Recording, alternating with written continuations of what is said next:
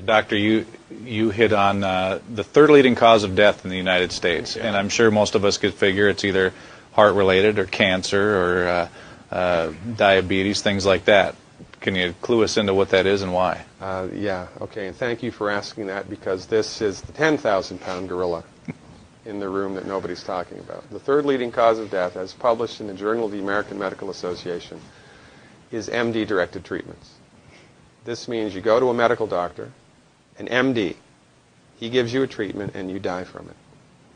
According to the United States Department of Health and Human Services, 15,000 Medicare patients a month are killed by MD treatment. And nobody goes to jail. A handful of terrorists fly 2 planes into the Twin Towers. 3,500 people die and we go to war.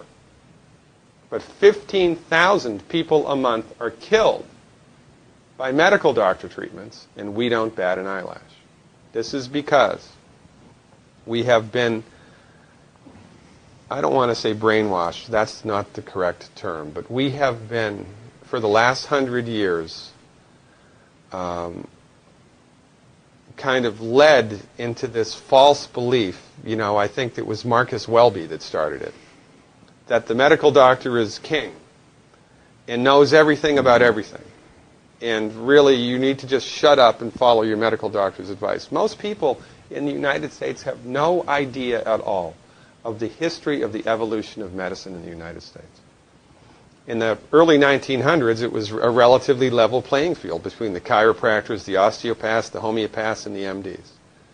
In 1915, 1920, there was something called the Flexner Report. The Carnegie Corporation funded this man named Abraham Flexner. He went all around the country, and he went on stagecoach and train and horseback. This was before the interstate highway system, right? It took Flexner 5 years to do this. He went all around the country and did an inventory of all of the medical schools that prescribed drugs.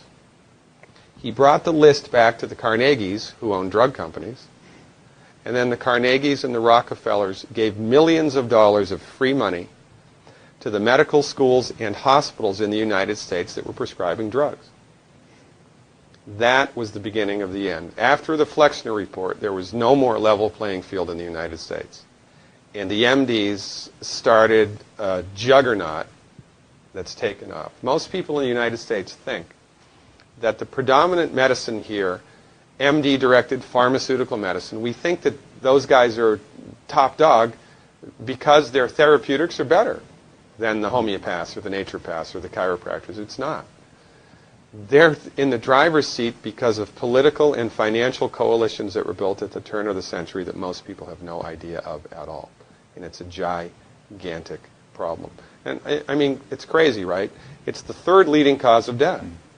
And yet, when the government makes noise about messing with people's insurance, everybody freaks out. Mm-hmm. And that's a whole other thing to talk about, isn't it? Because what is medical insurance? When you buy medical insurance, what are you doing? You're betting that you're going to get so sick you will not be able to afford it. Mm-hmm. Right? Yeah. Right. And then, so you pay good money every month to gain access to a system of medicine that's the third leading cause of death in the United States. We need our heads examined, quite frankly. That's why we give, Dr. Wallach and myself collectively, we give 400 free lectures a year.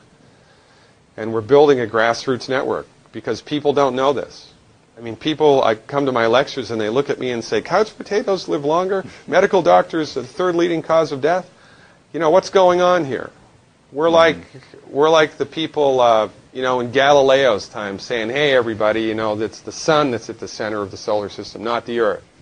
Well, hey, everybody, the Earth is round, it's not flat. Or, hey, everybody, slavery's a bad thing. Right? This is we have a social agenda here.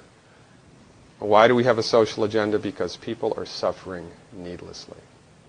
You wouldn't believe, as God is my witness, you would not believe the things that I've seen people recover from in holistic medicine. The body's ability to fix itself is remarkable. And most of the time, all that the body needs to do that is the raw materials that it needs to do that. And we need to stop eating food that's hurting the body.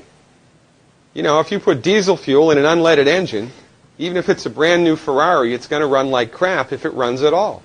And there's nothing wrong with the car, it just had the wrong fuel. It's the same with the human body. You give the human body the raw materials that it needs, clean up the diet, Superman, Superwoman. And you know, if you don't get to super status, then at least your blood pressure normalizes, at least your arthritis goes away, at least your anxiety and panic attacks go away, and you can sleep through the night.